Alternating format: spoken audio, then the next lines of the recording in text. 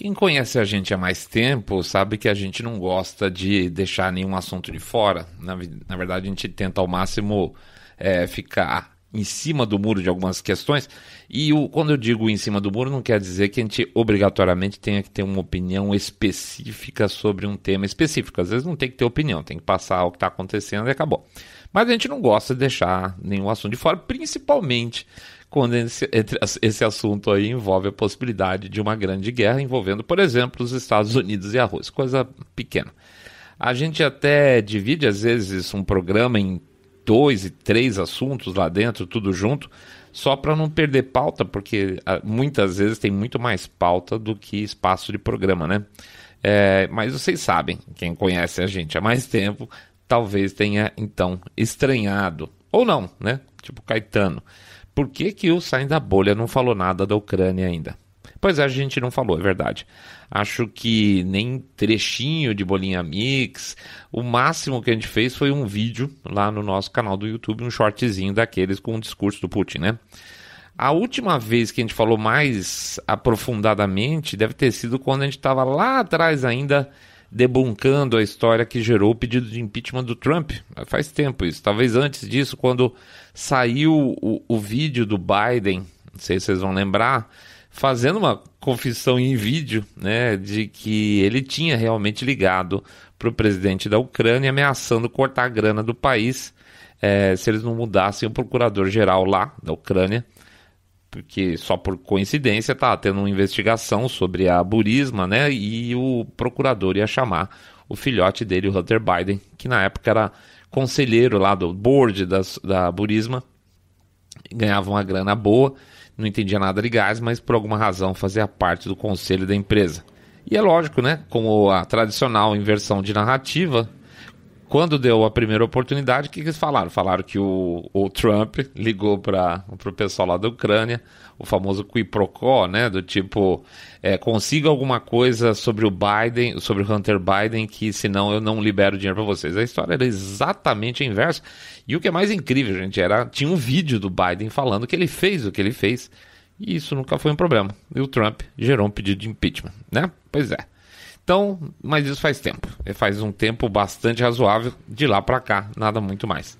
Mas a gente não falou sobre esse assunto em si por, no mínimo, 2 razões. E essas 2 razões que levaram a gente fazer o episódio de hoje, na verdade. Talvez até mais que a própria história da Ucrânia, que ainda está em andamento. Daqui a pouco a gente volta.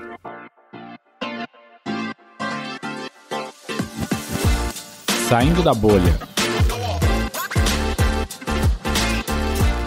Menos notícia, mais informação para você. Tá, e a Ucrânia?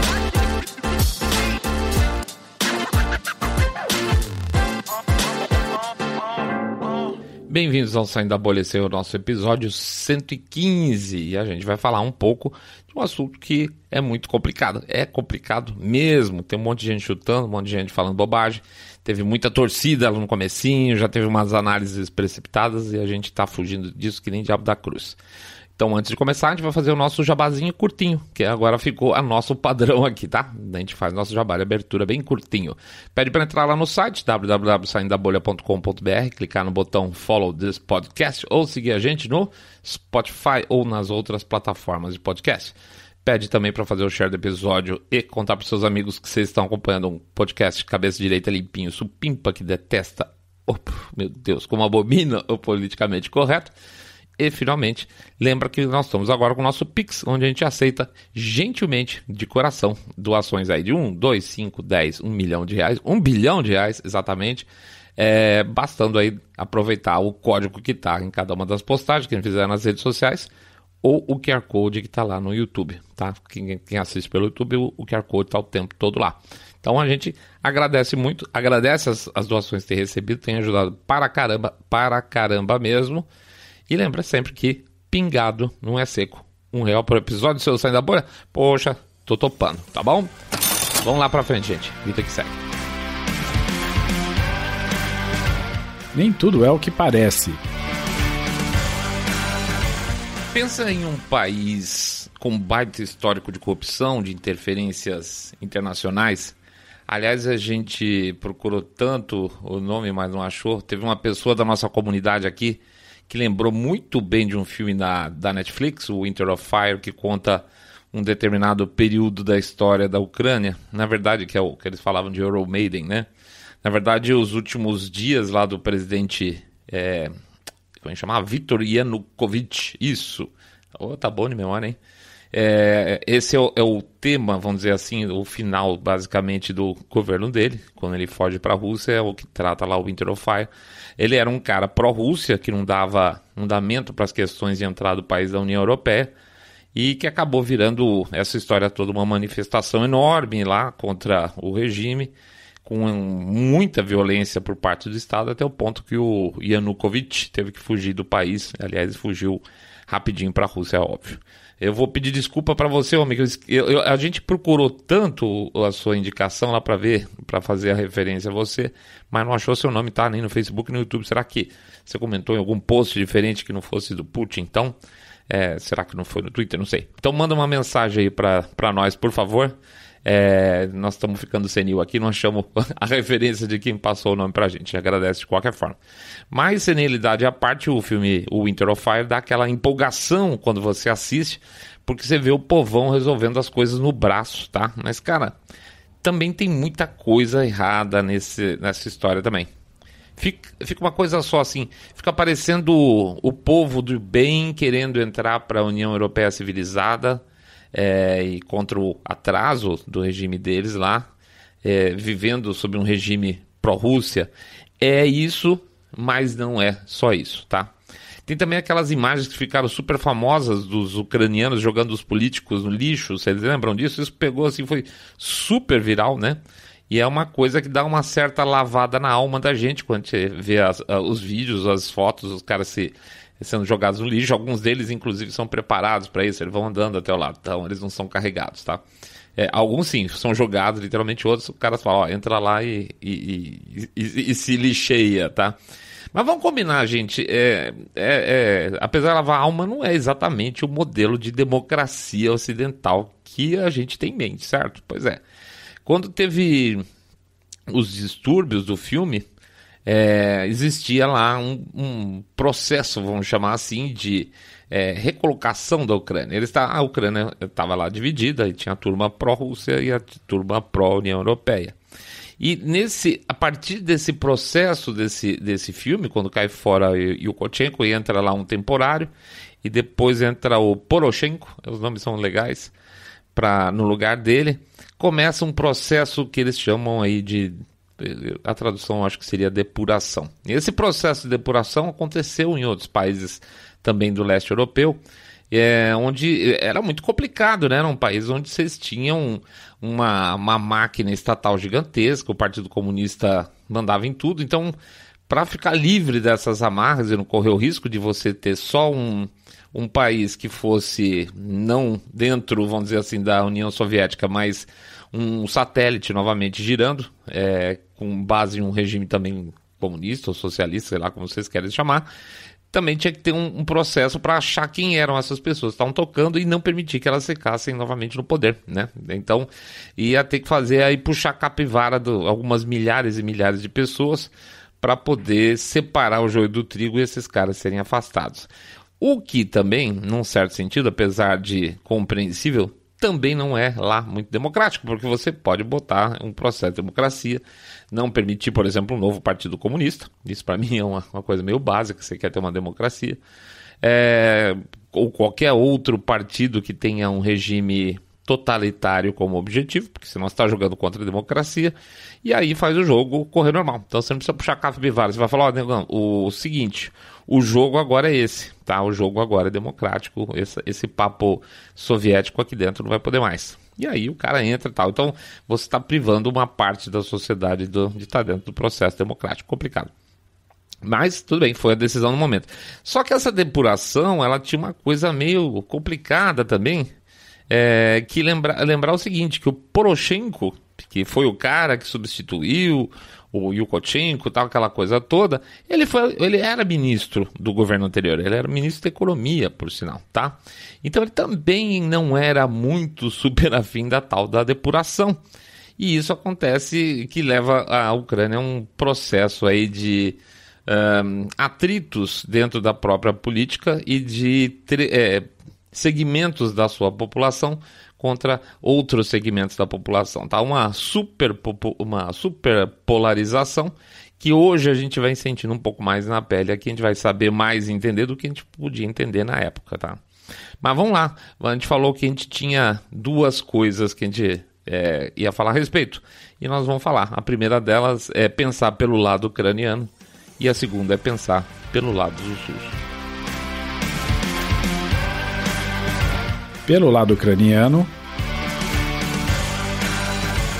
a Ucrânia é ex-república soviética, mas claro, antes disso teve a sua história como um país, um povo independente, ainda que uma história aí conturbada, como todos os países daquela região da Europa, né? Uma hora eram super fortes, passa a fazer parte de outro país, de repente perde território, volta de novo, é aquela confusão de sempre. Mas em suma, o país desde o século XIX nunca se acertou. Passou pela famosa fome dos anos 30 do século passado, durante o período aí soviético. Tem enormes, o famoso Holodomor, né? Que tem gente que fala que não existe. Tem enormes problemas relacionados a um passado de emigração, de imigração, tá? Que faz o país ter diferentes etnias lá dentro, tem uma grande população fora também. E essa parte de imigração também, até por estratégia dos soviéticos, mas não só por eles, tá? O resultado é que é outra colcha de retalhos. E isso não vai mudar, tá? E é uma brecha para todo tipo de discurso interno de divisão, de pressão externa, como dos russos, claro, no caso da parte oriental lá do país. Mas os pepinos ainda de terem ficado com a Crimeia, que era super estratégica com os russos, que depois mais tarde foram lá e buscaram de volta, não justificando, mas a história é essa. Lembrando sim também, inclusive, que boa parte dos habitantes da Crimeia são de origem russa. Via de regra, então, se fala muito da bagunça do Oriente Médio, mas não tem muita diferença essas coisas não, tá? As fronteiras aí existentes da Europa, praticamente da Itália para lá, são uma baita zona desde o começo do século passado. O fato é que é um país com muita corrupção, gente. Pensa num Brasil com pressão diplomática russa, tá? O que ia ser o Brasil? Obviamente ia ser pior ainda do que a gente tem hoje. Mas se saindo da bolha, mas a gente sempre teve muita pressão americana, tá? Não, gente, não é nem uma fração do que os caras têm ali da Rússia. Sem contar que a Rússia, né, não é os Estados Unidos como pressão diplomática, pressão militar no cangote dos caras. Parte da população realmente quer voltar para o Ocidente, vamos dizer, tá? Das costas para a Rússia. E parte não. Então, assim, não dá para escolher muito um dos lados da coisa. Não é questão de passar pano, tá? É que tem muito cara lá que não se reconhece praticamente como ucraniano. Aliás, fala russo, inclusive. Então, se falasse, quer ir para russo, cara, ele queria ir sim, tá? Mas ele está dentro da Ucrânia. Então, na verdade, o ideal, sim, seria que eles se resolvessem lá dentro e a coisa andasse para frente, assim como tem outros países com povos distintos, mas não é o que está acontecendo. É um complicante. Não é um fator limitante, mas é um fator complicante. Imagina, então, um Brasil que tenha passado uns 50 anos sobre regime comunista puro, né? Não dá, apesar de que as outras repúblicas, tem outras repúblicas europeias aí, tenham se saído muito bem pós cortina de ferro, por exemplo, Polônia, República Tcheca, Hungria, mas não dá para comparar. Mas se vocês pararem para pensar, todas as ex-repúblicas do lado asiático ainda são praticamente capítulos da União Soviética. Tem relações, ó que chique, umbilicais com Moscou, né? Tá bonita essa, né? Então, assim, não dá para colocar todo mundo debaixo do mesmo todo. A Polônia não é igual ao, sei lá, o Tajiquistão, certo? Nós estamos falando de culturas diferentes, nós estamos falando de histórias diferentes, nós estamos falando de relacionamentos diferentes entre o povo local e a matriz, né, em Moscou na época soviética. São coisas completamente diferentes. Então, não é todo mundo igual, não é porque a Polônia funciona desse jeito que a Ucrânia deve funcionar também. Não é porque o o Cazaquistão funciona de um jeito que a Ucrânia tem que funcionar também. Isso é uma coisa meio ocidental, pensar tudo meio como se fosse uma coisa só. Então o grande problema que a gente sente nas análises em geral é que as pessoas tratam a Ucrânia como se fosse uma outra Polônia, uma outra Letônia, mas não são, tá? Esses países caíram para fora da cortina de ferro, mas de uma cultura muito distante dos russos, assim como talvez a Ucrânia ou não. São histórias diferentes e por isso vão ter sempre resultados diferentes. Mas vou lembrar alguma outra coisa importante aí nessa história toda. Não é só a Rússia que tem reclamado da cobertura ocidental, né? Da imprensa ocidental. A Ucrânia também tem reclamado um tanto, eles têm até tirado algum sarrinho de vez em quando aí, inclusive porque essa movimentação toda atrapalha o que existe de possibilidade de investimento do país. Eles têm uma estimativa ali em algum lugar por aí, que eles já perderam aí algo em torno de 500 milhões de dólares em possíveis investimentos do país, porque é óbvio, você fica falando toda hora que o país vai ser destruído, não é uma boa coisa para o investidor, ele não vai para lá mesmo, evidentemente, tá? Mais que isso, gente, para completar, então, hoje, né, enquanto a gente estava gravando aqui, teve 2 explosões grandes lá na Ucrânia.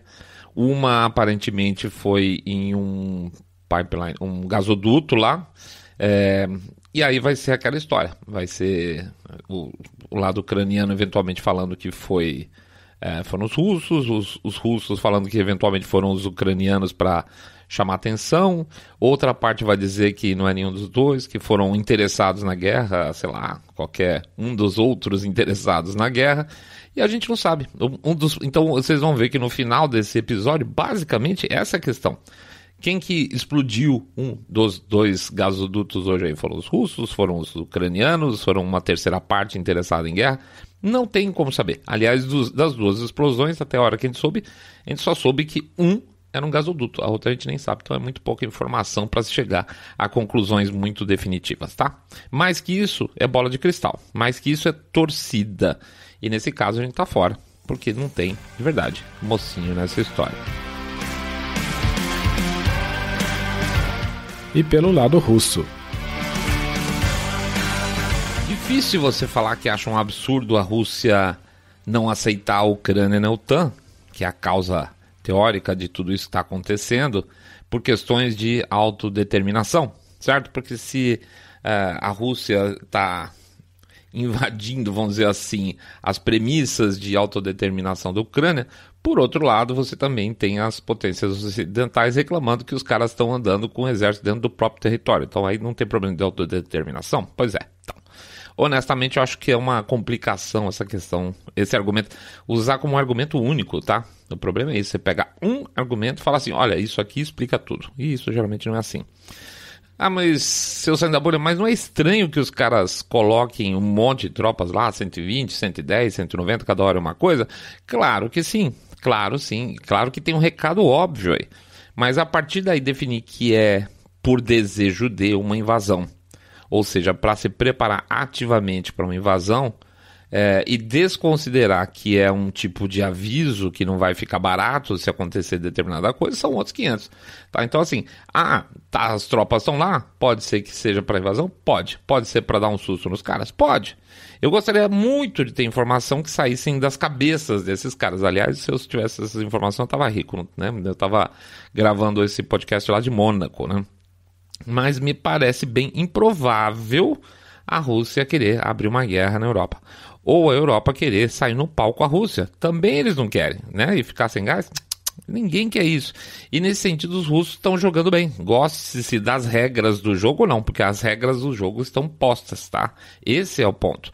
Não é um jogo bonito. E a turma tá jogando as regras dentro dessas regras feias que elas existem. Tá bem claro o recado. Eles não querem a Ucrânia na OTAN. E é isso. A gente colocou lá no YouTube uma fala do Putin, lembrando alguns pontos. E apesar da frase mais forte ser a lembrança que ele fez questão de frisar de que eles têm armas nucleares e que, portanto, eles podem explodir tudo por lá, o melhor argumento, na verdade, é o seguinte. Ele diz o seguinte, a gente tá... Se vocês forem analisar com a Ucrânia dentro da OTAN, se a Ucrânia resolver tomar a Crimeia de volta na porrada, a Europa vai entrar em guerra com a Rússia. na porrada, porque eles vão ser obrigados, eles vão ser aliados, né? E aí, como é que vai ser? Pois bem, não é questão de colocar ou não só os caras para dentro de casa, só os caras para dentro da OTAN. Óbvio que isso tem outras implicações, tá? Não é você falar assim, olha, o Putin é ruim porque ele não quer que a Ucrânia fique sócio do clube, não é isso. Esse clube tem determinados objetivos, e para os caras isso é muito complicado. Não sei se a palavra certa é aceitável, mas a palavra certa seria compreensível, tá?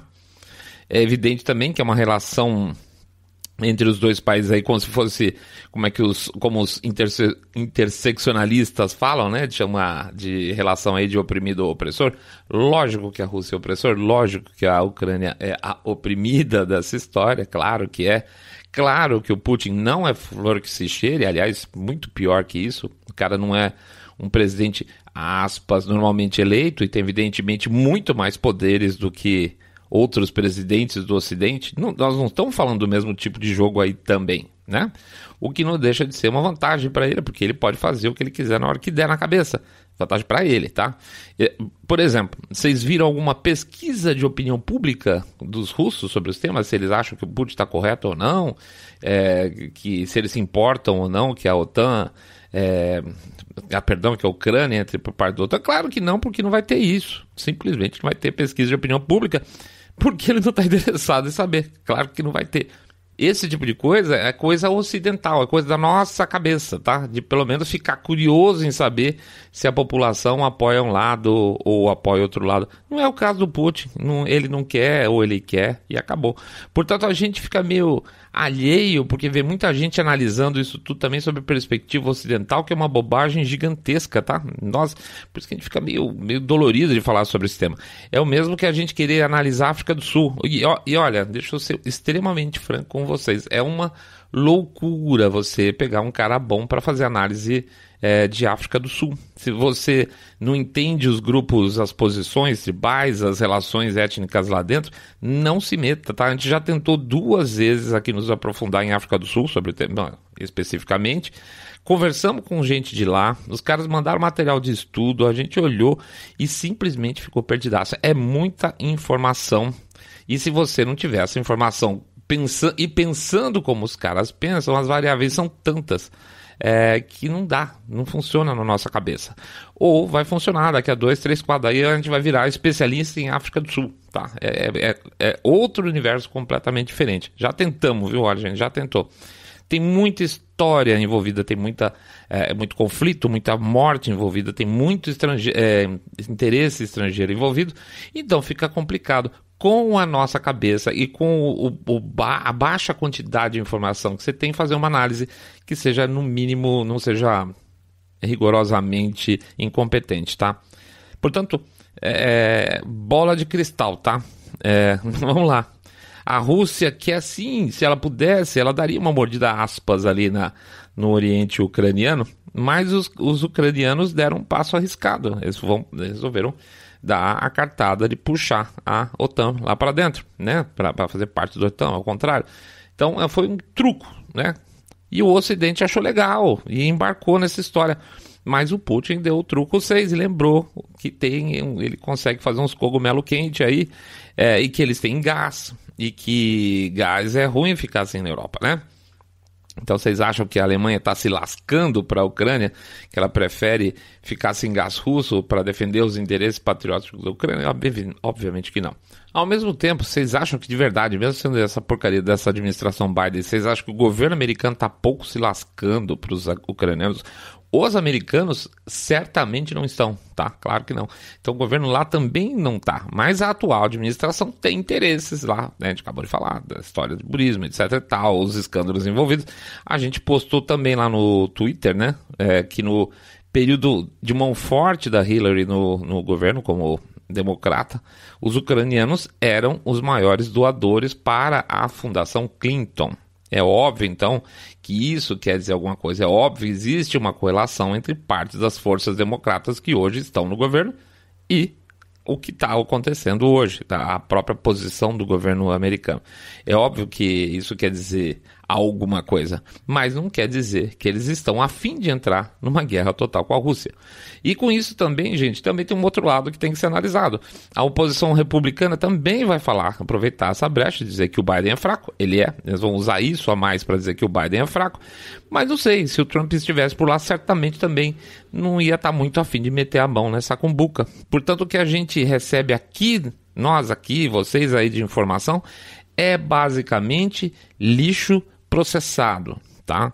Fatos que são amplificados, fatos que são descartados, tudo isso reprocessado por quem tem interesse, repassado para a imprensa que faz lá o seu trabalho de melar as coisas de vez, e no final o que sobra, que vem para a mão da gente, é uma gosma de informação totalmente sem valor. Tá? Não serve para absolutamente nada se você quiser chegar a alguma conclusão, se a gente vier pelas vias tradicionais.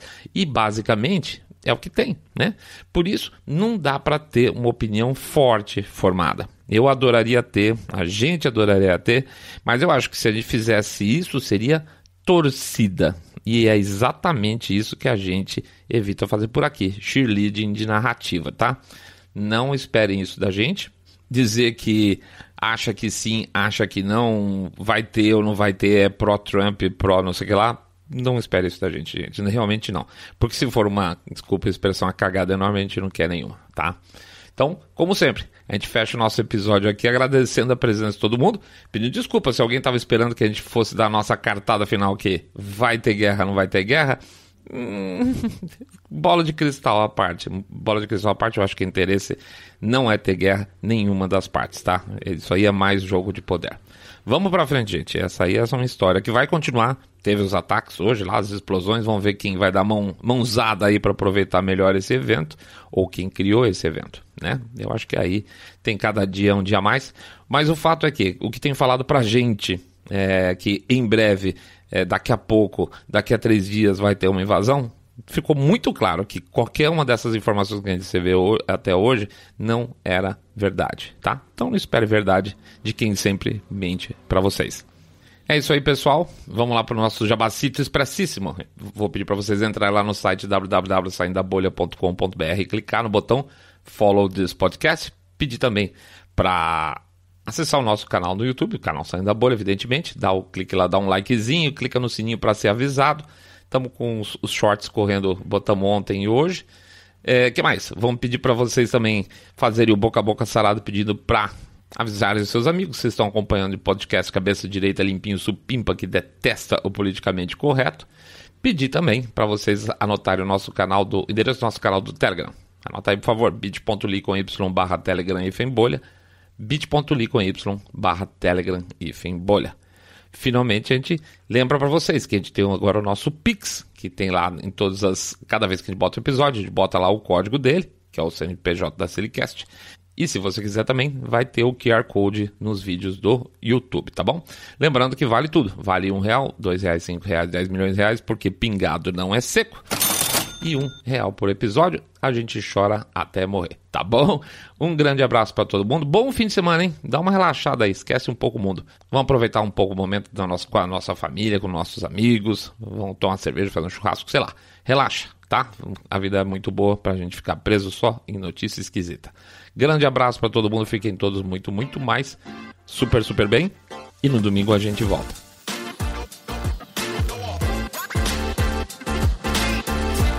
Saindo da Bolha.